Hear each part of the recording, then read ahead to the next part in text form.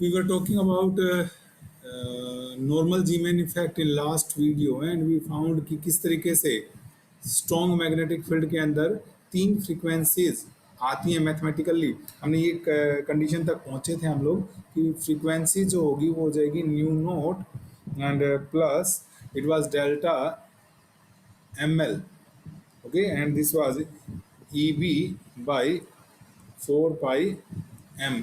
ये हमारे पास एक एक्सप्रेशन आ गया था, ठीक है। और डेल्टा जो एम एल लिखा था वो हमने लिखा था बेटा कि भाई M L 1 minus first state के लिए और ये क्या था बेटा आपके सेकंड फाइनल स्टेट के लिए। एम एल की जो वैल्यूज होंगी उनके डिफरेंस को हमने लिखा था।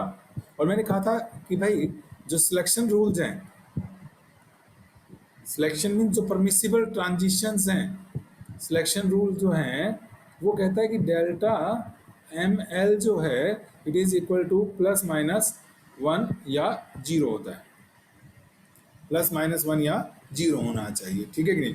तो मैंने कहा था अगर मैं 0 पुट करता हूँ यहाँ पर तो nu is equal to nu naught आ जाएगा, यानी तो एक तो ओरिजिनल फ्रीक्वेंसी वाला सिग्नल मिल जाएगा, लाइन मिल जाएगी मुझे, जिसको हमने पाई कंपोनेंट कहा था। और अगर प्लस लिखता हूँ तो न्यू नोट से ज़्यादा आ जाएगा, माइनस लिखता हूँ तो न्यू नोट से कम आ जाए, जिनको हमने सिग्मा कंपोनेंट्स कहा था। तो ये तो मैं कल मैथमेटिकली बता रहा था। आज मैं इसी चीज़ को ना आपको डायग्राम से समझाना चाह रहा हूँ। देखो बेटा, मान लीजिए मेरे पास ये है, ये L इजिकल टू 2 है बेटा और ये L इजिकल टू 1 है। एंड अभी तक मैंने कोई मैग्नेटिक फील्ड नहीं लगा रखा है। अगर कोई मैग्नेटिक फील्ड नहीं है तो कल मैंने आपको दिखाया था, बताया था बेटा, एक एनर्जी लेवल मिल गया मुझे, एक फ्रीक्वेंसी मिल गई मुझे, और इसको हमने क्या नाम दिया था बेटा, न्यू नोट दिया था। ये आ रही थी ओरिजिन, ठीक है, 2 से 1 के अंदर आ रही थी। अब क्या होगा कि जैसे ही हम मैग्नेटिक फील्ड अप्लाई करेंगे बेटा, मैंने बताया था मैग्नेटिक फील्ड अप्लाई करते ही मेरे पास एम एल आ जाएगा। ये बताया था कि नहीं बताया था मैंने कि एम एल आ जाएगा। और एम एल जो होता है it can have values from minus L two plus L, 12 plus 1 values होती हैं एम एल की। तो अब देखो जैसे एल 1 है तो एल 1 है तो 1 पुट करूंगा तो टोटल कितनी वैल्यूज हो जाएंगी मेरे पास, 3 वैल्यूज हो जाएंगी कि नहीं हो जाएंगी। यानी कि ये जो है अगर मैं बात करूं एल इजिकल टू 1 के लिए बेटा, M L can have values minus 1 से प्लस 1 तक जाएंगे, 0 और क्या होगा 1। एक तो ये 1 ही होगा, ठीक है, और साथ में बाकी 2 3, यानी कि ये जो पार्ट है बेटा, ये जो लेवल एनर्जी लेवल, इसकी कितने पार्ट्स में स्प्लिटिंग हो जाएगी, 3 पार्ट्स में स्प्लिटिंग हो जाएगी। मान लीजिए ये 3 पार्ट्स में स्प्लिटिंग हो गई है इसकी, ठीक है। और इसके लिए एम एल जो है, अगर मैं यहाँ पर एम एल की वैल्यूज लिखूँ, ठीक है ना, तो मान लीजिए ये माइनस 1 हो गया, एम एल ये 0 हो गया और ये क्या हो गया बेटा 1 हो गया हमारे पास, ठीक है। ये थोड़ा सा मैं लास्ट बना लेता हूँ, अभी आपको समझ में आ जाएगा थोड़ा बड़ा लाइनें बड़ी करने का लॉजिक क्या था, ठीक है। ये इस तरीके से है हमारे पास 3 लाइनें हो गई बेटा एम एल। ऐसे ही अगर एल इजिकल टू 2 की बात कर रहा हूँ मैं, एल इजिकल टू 2 की बात कर रहा हूँ मैं, ठीक है, तो ये 5 हिस्सों में टूट जाएगा। एम एल की जो वैल्यूज हो जाएंगी वो कितनी हो जाएंगी बेटा आपकी 2 1 0, 2 2 जा 4 प्लस 1, 12 प्लस 1 में डिवाइड होता है ना बेटा, 2 1 0 माइनस 1 और माइनस 2, ये 5 एनर्जी लेवल्स में डिवाइड होगा, ठीक है कि नहीं है। जैसे एक हमारे पास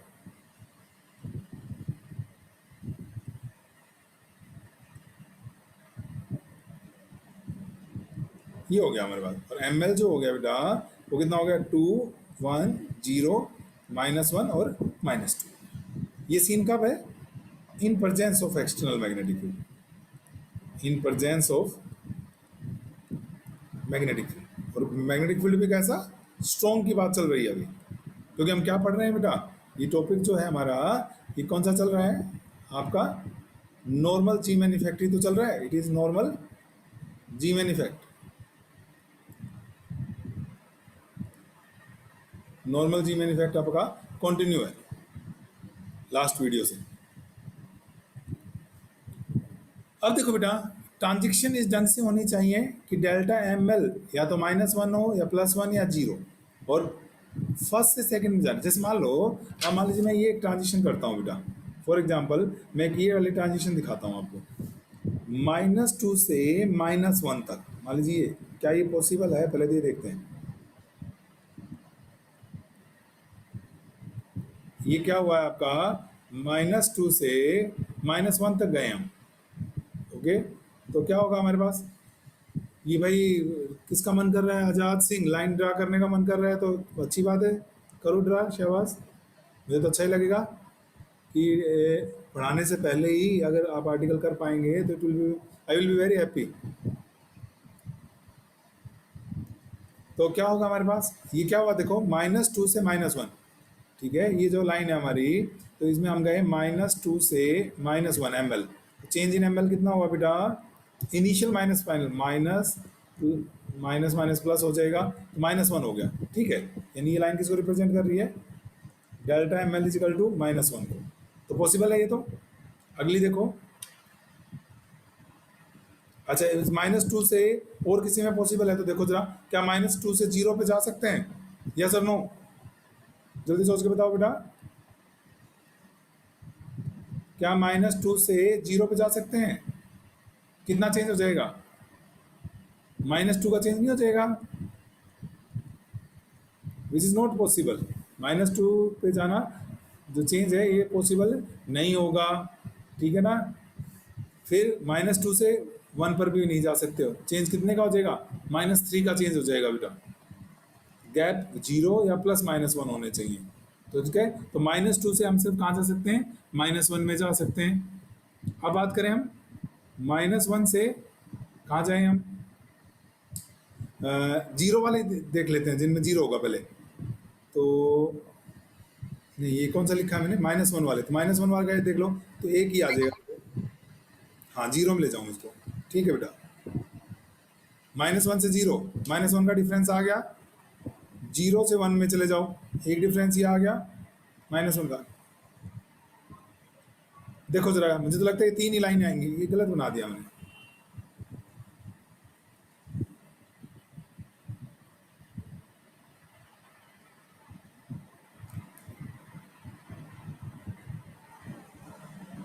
ये 0 से 1 में जाऊंगा तो -1 का डिफरेंस आएगा ना। मैं पहले कौन सी दिखा रहा हूँ बेटा, ये तीनों लाइनें वो हैं जिनके लिए डेल्टा एम एल कितना है, -1।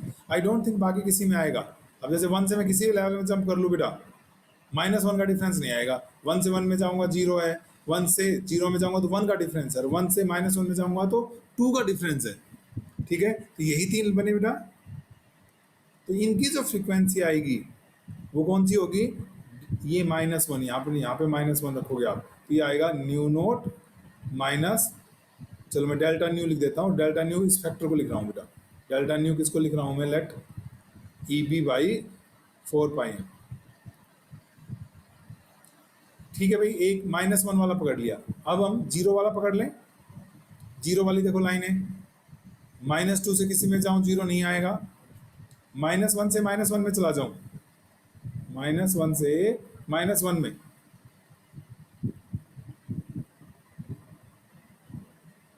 देख लो बेटा, डेल्टा एम एल 0 हो जाएगा, -1 से -1 में, 0 से 0 में चले जाओ,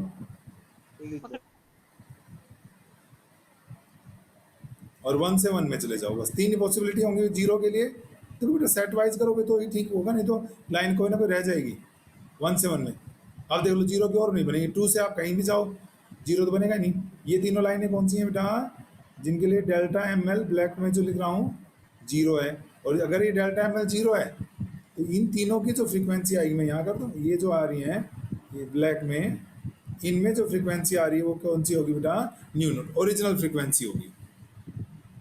देख रहे हैं, एक फ्रीक्वेंसी न्यू नोट मिल गई, एक new note minus delta nu बन गई। अब एक और बन गया बेटा, कौन सा बच गया, डेल्टा एम एल +1 हो, +1 मतलब अपने से हायर में जाएंगे हम। जैसे मान लीजिए 2 से 1 में जाऊं मैं, अगर मैं बात करूं बेटा 2 से 1 में,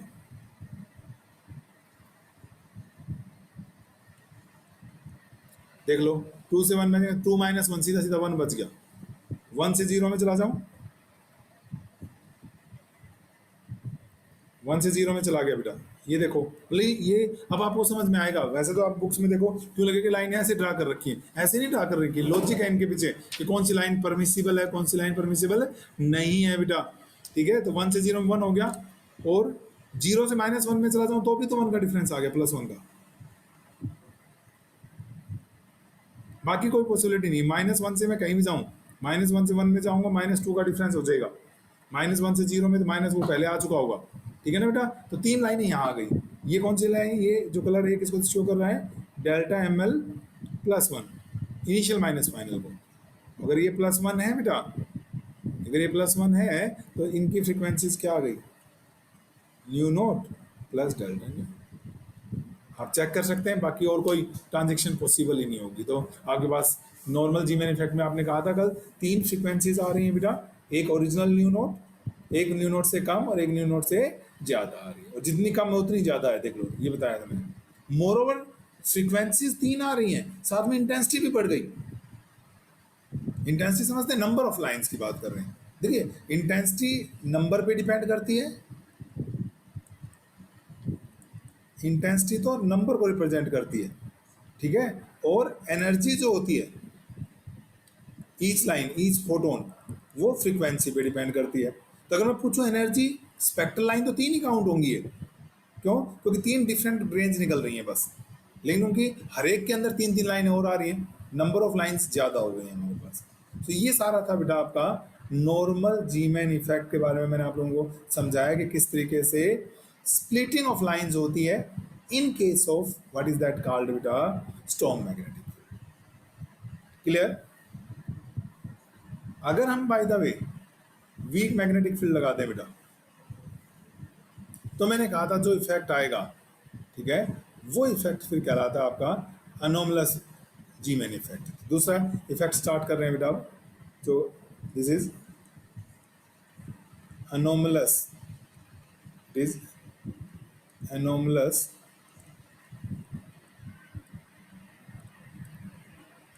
Zeeman effect. This is anomalous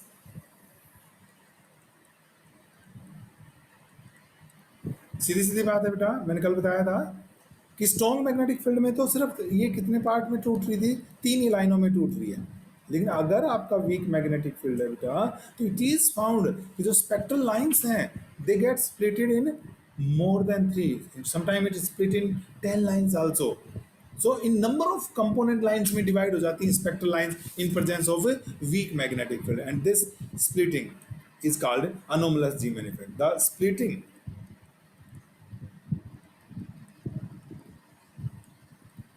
of a spectral line, a spectral line into a number of, मतलब मजा आएगा आपको। देखो 10 फ्रीक्वेंसीज अगर हम निकालेंगे, किस तरीके से 10 लाइनें हमें मिलेंगी, वो सब हम डिस्कस करेंगे, ठीक है ना। Into A number of component lines, component lines in presence of, क्या बेटा, week magnetic field. This is the basic difference between anomalous and strong की प्रेजेंस में क्या हो गया था आपका, कौन सा था, नॉर्मल जीमैन इफेक्ट। ठीक है, इन presence of weak magnetic field, the splitting of spectral line into a number of component lines, ठीक है, is called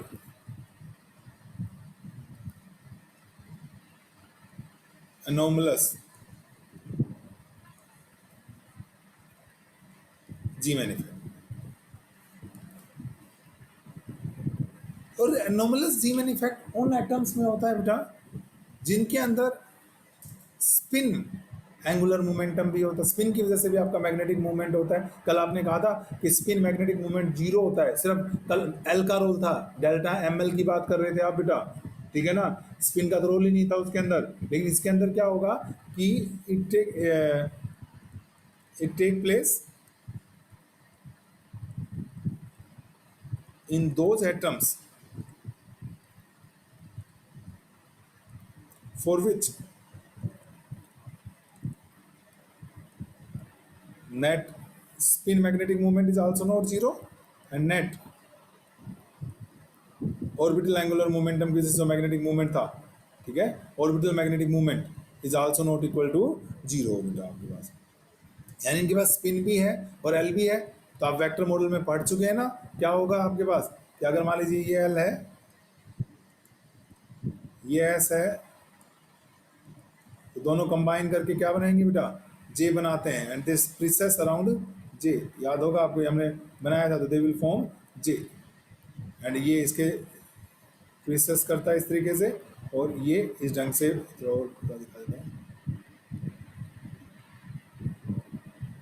दोनों के दोनों क्या करते हैं बेटा, एल और एस जे को प्रीसेस करते हैं। याद आया, लास्ट लेक्चर आप देख सकते हैं, लास्ट यानी कि एक वीडियो तो जस्ट कल हमने नॉर्मल जी मैन इफेक्ट का किया हुआ है, इससे पहले वाला वीडियो एक बार आप दोबारा खोलें, उसमें मैंने आप लोगों को समझा रखा है कि ये इफेक्टिव जे किस तरीके से निकाला था। फिर याद कीजिए मैंने ये बनाया था, अगर मैं थोड़ा सा याद दिलाऊं आपको, मैंने समझाया था बेटा कि इसका ये म्यू एल हो गया था, म्यू एल मैंने कहा था इसका अपोजिट होता है, ये म्यू एस हो गया था।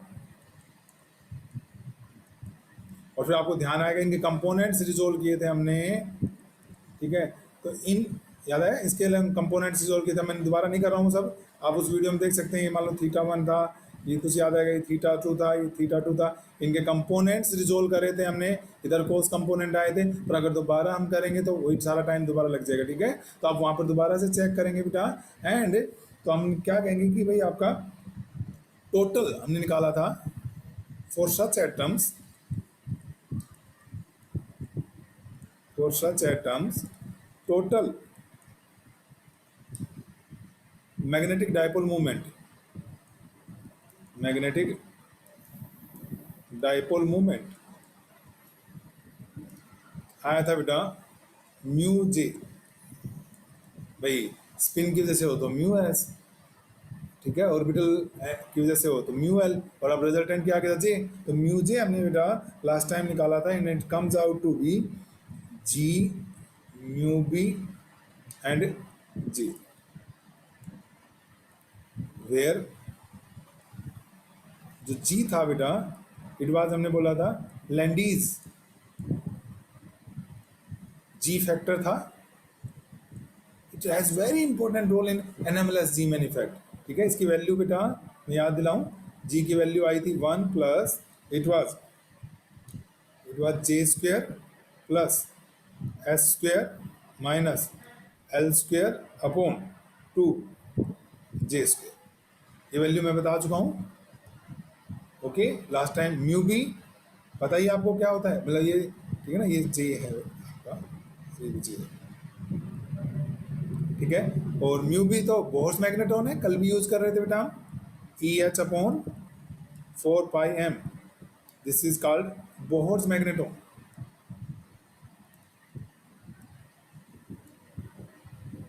एंड जब हम इस अब यानी कि ये पूरा एटम भी एक डाइपोल का काम कर रहा है, मैग्नेटिक डाइपोल का, जिसका डाइपोल मूवमेंट कितना है बेटा, म्यू जे है।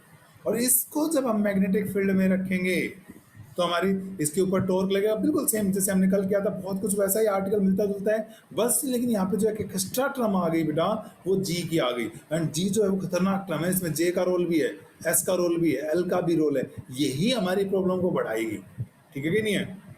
तो हमारे पास क्या होगा, देखो बेटा, अगर मैं बात करूं कि भाई जैसे ये मैग्नेटिक फील्ड है,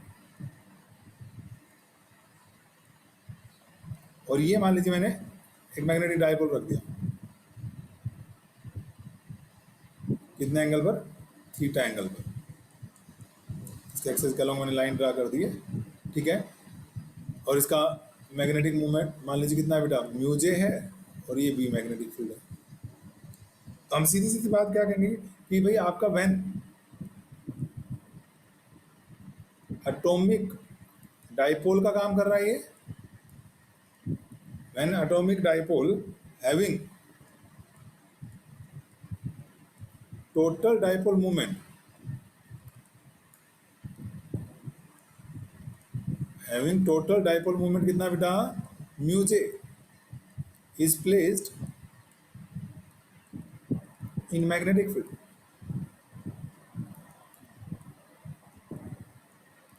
देन चेंज इन एनर्जी, ठीक है, इट वाज कल भी लिखा था mu J B cos theta, mu J B cos theta बेटा, बताओ कोई दिक्कत नहीं है ना, mu J B cos theta हो गया, बी मैग्नेटिक फील्ड बेटा और थीटा ये एंगल हो गया मेरे पास, ओके। और म्यू जे की वैल्यू अभी अभी आपने लिखी है नंबर 1 में, यूजिंग 1, डेल्टा ई आ गया बेटा, वैल्यू पुट कर रहा हूं मैं, थोड़ा ध्यान से देखेंगे, कल हमारे एक बी की गड़बड़ हो रही थी, जी म्यू बी जे, ठीक है, वैल्यू पुट कर दें, g mu B J B cos theta, और अगर आप इसको देखें बेटा, ये जे था, अभी जे बन गया था, रिजल्टेंट किस किस का था, जे रिजल्टेंट था बेटा आपका किस किस का, एल और एस का, और जब हमने इसको मैग्नेटिक फील्ड में रख दिया था तो हमने कहा था इसके प्रोसेस का जे स्टार्ट प्रोसेसिंग अराउंड इट, तो हमने क्या किया था, इसका एक कंपोनेंट रिजोल्व किया था इधर बेटा, ये थीटा एंगल है, इसको हमने कहा था एम एल, और एम एल आया था बेटा, अगर ध्यान हो, एम एल नहीं, ये जे है तो क्या बोलेंगे म्यू जे, कल एल था बेटा, तीन, भाई जो 4 क्वांटम नंबर थे वो तो वही थे बेटा जो आप लोगों को केमिस्ट्री में पढ़ाए जाते हैं, तो जो मैंने अलग करे थे वो यही तो करे थे, तो प्रोजेक्शन वाले थे, एल का बी के तो एम एल बन गया था, एस का बी पे एम एस बन गया था, और जे का तो म्यू जे हो गया था बेटा ये, ठीक है ना, और ये एम जे जो था it was J cos theta,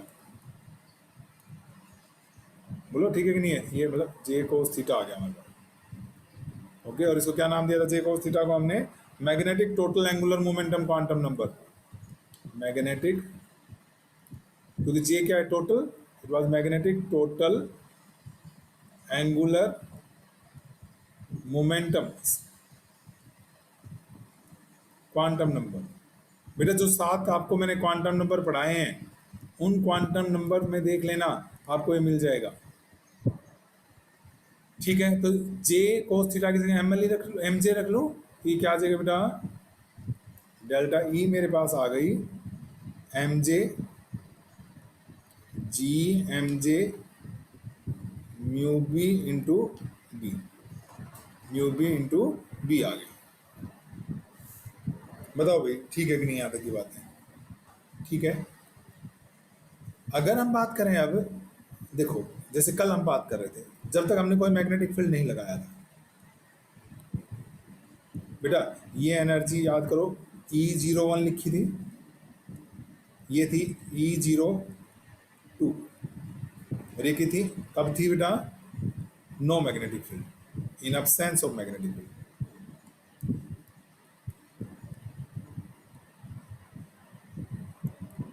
in absence of magnetic field, ये था बेटा।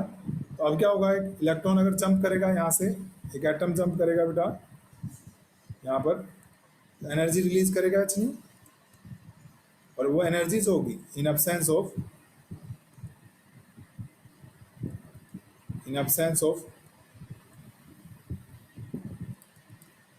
मैग्नेटिक फील्ड बेटे, एच न्यू जो होगा, याद नहीं ये नोट किस लिए आया था, ये नोट था नो मैग्नेटिक फील्ड, जीरो के लिए दिखा दे, हाइयर एनर्जी लेवल में से जब इलेक्ट्रॉन निकलाया, एटम ने जंप किया, ठीक है, तो एनर्जी का डिफरेंस हमें मिल जाएगा, और ये न्यू नोट लिखा था इसको इन एब्सेंस ऑफ मैग्नेटिक फील्ड, तो न्यू नोट आ गया बेटा आपका E01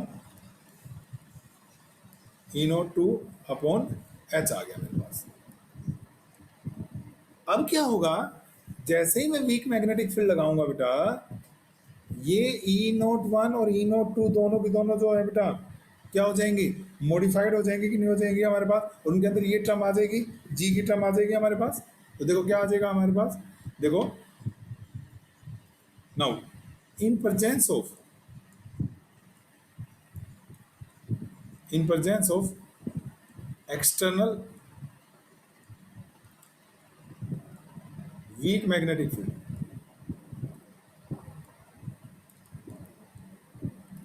in presence of external weak, ये बताना जरूरी है बेटा क्योंकि आप एनोमलस इफेक्ट पढ़ रहे हैं, ओके, तो in absence of external magnetic field क्या होगा हमारे पास, जो total energy of the system,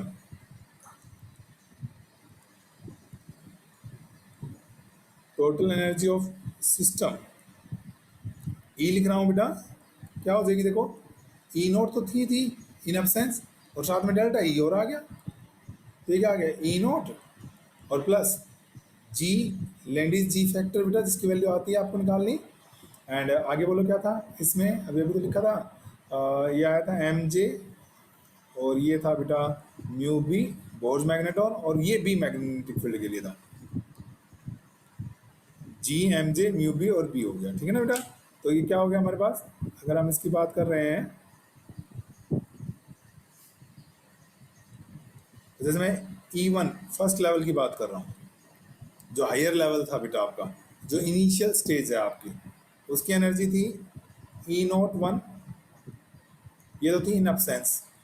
मान लेते हैं बेटा G1, देखो लेवल टू लेवल जी की वैल्यू चेंज हो जाएगी ना, क्योंकि लेवल टू लेवल आपके जे एस और एल की वैल्यू बदलेंगे।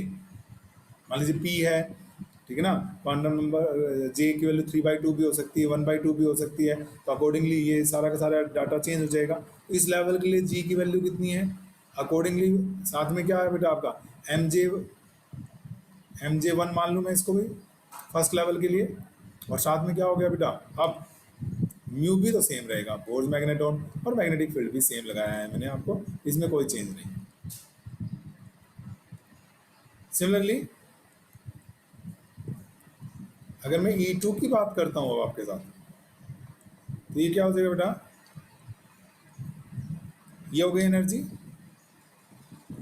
G2, सेकेंड फैक्टर के लिए जी फैक्टर की जो वैल्यू आएगी दूसरे लेवल के लिए, मैंने कहा कि बेटा क्योंकि जी जो है वो तीन तीन पैरामीटर्स पे डिपेंड कर रहा है, वो जे पे डिपेंड कर रहा है आपका, एल पे डिपेंड कर रहा है आपका, एस पे डिपेंड कर रहा है। तो लेवल टू लेवल, एक लेवल से दूसरे लेवल पर जब जाएंगे आप, तो इनके पैरामीटर्स की वैल्यू बदलेंगी बेटा, तो इसलिए ये जी बदलेगा, एम जे बदलेगा बेटा,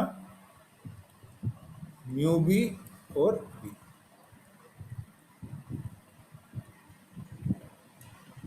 ये हो गया अब हमारे पास, ठीक है।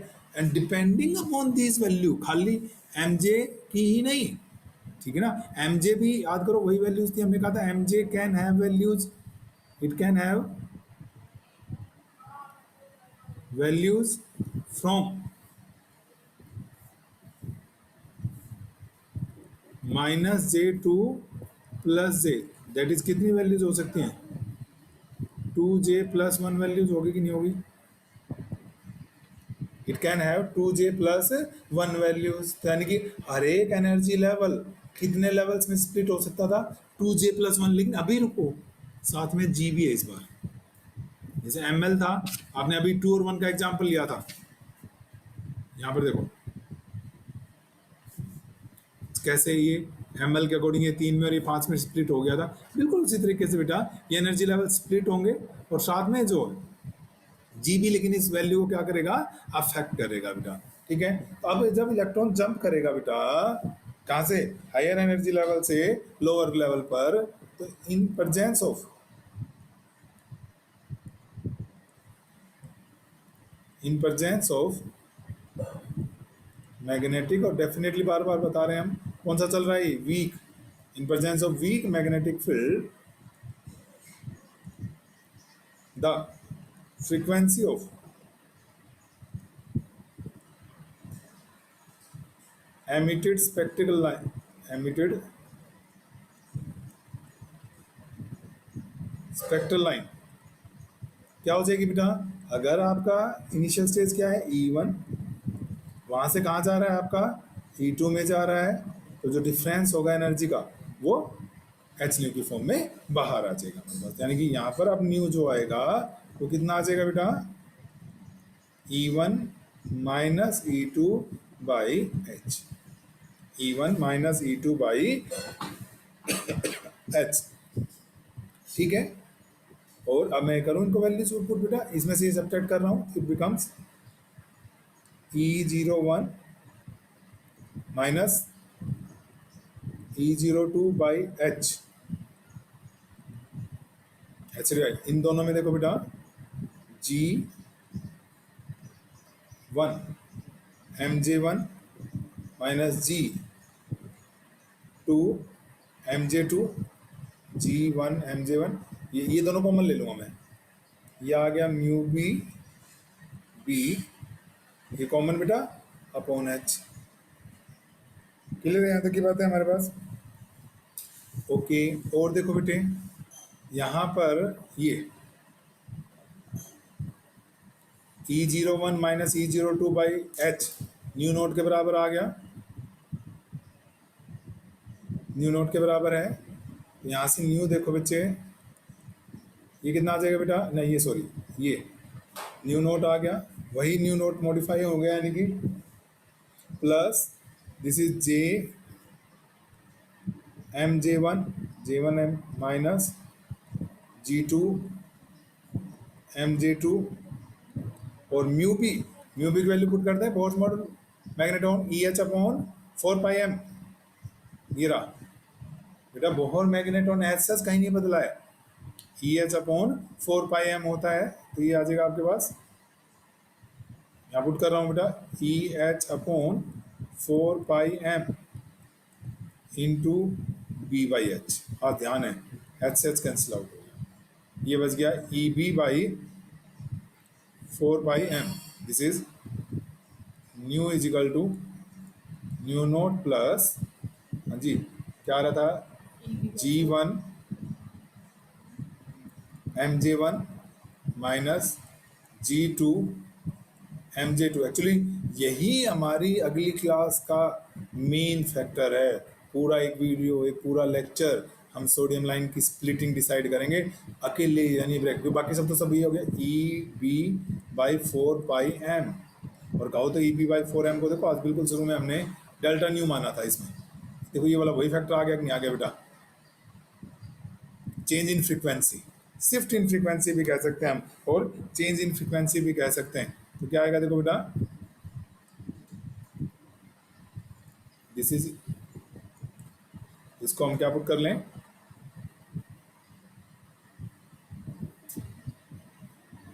इसको बेटा EB/4πm को मैं डेल्टा न्यू, ठीक है, चेंज इन फ्रीक्वेंसी पुट कर सकता हूँ डेल्टा न्यू। तो ये क्या आ जाएगा बेटा, this is new note, okay, plus delta nu, और भाई ये जो हो गया G1 mj1 minus G2 mj।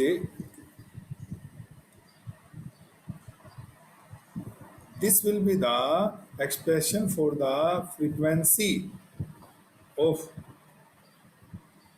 the spectral lines, ठीक है, this is frequency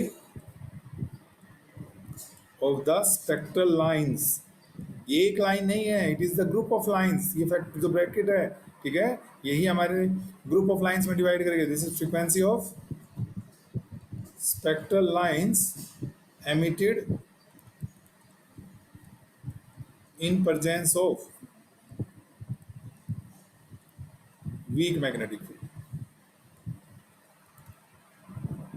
लेकिन लाइनें जब स्पेक्ट्रल लाइन एमिट करती हैं बेटा, तो they follow certain rules, selection rule होता है ना, ठीक है कि नहीं है, और for transitions,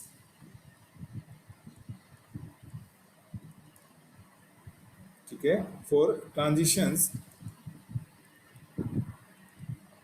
the selection rules are permissible. कौन से होते हैं सिलेक्शन रूल, इज कि डेल्टा एम जे जो होगा बेटा, वही जो डेल्टा एम एल के लिए था, इट मे बी जीरो, ठीक है, it may be plus minus 1।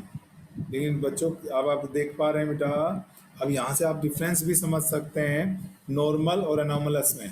Normal में तो सीधा सीधा जैसे ही डेल्टा एम जे के सिलेक्शन रूल लगे, मैंने सीधा कह दिया कि भाई डेल्टा एम एल जो है बेटा वो प्लस माइनस 1 या 0 होगा, तो यहीं से मैंने समझा दिया, 0 पुट करूं तो एक फ्रीक्वेंसी क्या आ गई, न्यू नोट के बराबर आ गई, +1 पुट करूं तो न्यू जो है वो न्यू नोट से ज़्यादा आ गया, माइनस पुट किया कम आ गया, ठीक है ना, इट वॉज बिकम सिंपल। आपको याद भी आएगा मैंने कहा था कि वैसे तो नॉर्मल जी मैन इफेक्ट बड़ा रेयरली मिलता है, पर इसको नॉर्मल सिर्फ इसलिए कहा गया था क्योंकि it can be explained easily. जैसे वैल्यू पुट की, ये एक्सप्लेन हो गया, इसलिए हमने इसको क्या कहा था बेटा, नॉर्मल जी मैन इफेक्ट कहा था, ठीक है। लेकिन अगर मैं यहां पर बात करता हूं तो यहां पर अगर आप देखें कि मैं यहां पहुंचकर भी अभी डायरेक्टली नहीं कह सकता कि फ्रीक्वेंसीज में क्या क्या रिलेशन होंगे, क्योंकि सीधा डेल्टा एमजे का तो फैक्टर ही नहीं आ रहा है यहाँ पे। एमजे के साथ क्या आ रहा है, जी का फैक्टर आ रहा है, यानी जो एनोमलस जी मैन इफेक्ट है बेटा, ठीक है, उसके अंदर ये सारी चीजें डिसाइड करेंगी, ठीक है। तो अगर एनोमलस जी मैन इफेक्ट की बात करता है तो हम यहीं तक करेंगे इसे। अब हम इसके बाद क्या करेंगे, सोडियम लाइट की जो दो मेजर लाइंस होती हैं सोडियम के अंदर, ठीक है, D1 और D2, तो उनको जब सोडियम को वीक मैग्नेटिक फील्ड में रखा जाएगा तो किस तरीके से उसकी लाइंस की स्प्लिटिंग होगी, किस तरीके से इस ब्रैकेट की वैल्यू आएगी बेटा, वो हम लोगों ने डिस्कस करनी है। लेकिन मेन जो मैंने कहा अनोमलस के बारे में, एक बात समझ लें आप कि भाई सीधी सीधी ये बात है कि कि ये उन एटम्स में होता है बेटा जिनके अंदर स्पिन एंगुलर मोमेंटम भी होता है, इसलिए स्पिन मैग्नेटिक मूवमेंट भी हो गया, और ये ऑर्बिटल मैग्नेटिक मूवमेंट भी हो गया, ठीक है। तो ये एल और एस दोनों जे को प्रीसेस करते हैं, उस दिन मैंने बताया था। फिर ये म्यू एल और म्यू एस एक दूसरे के अपोजिट होते हैं बेटा, बट म्यू एस जो होता है ये स्पिन करता है ट्वाइस फास्टर, इसमें 2 का एक एक्स्ट्रा फैक्टर आया था बेटा, जो जायरो मैग्नेटिक रेशियो था E/2m, ओके। तो इसके अंदर अगर हम बात करते हैं तो ये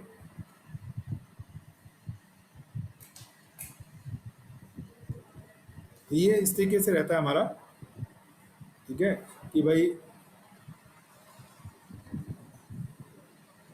मतलब ये भी इस तरीके से प्रीसेस करेगा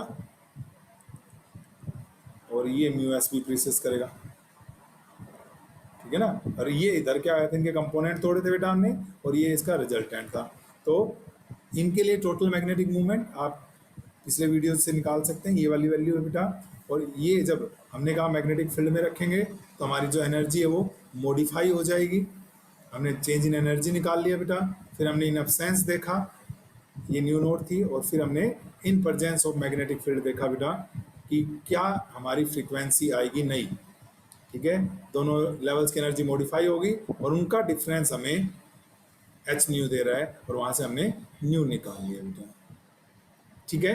तो ये हमने इसके अंदर डिस्कस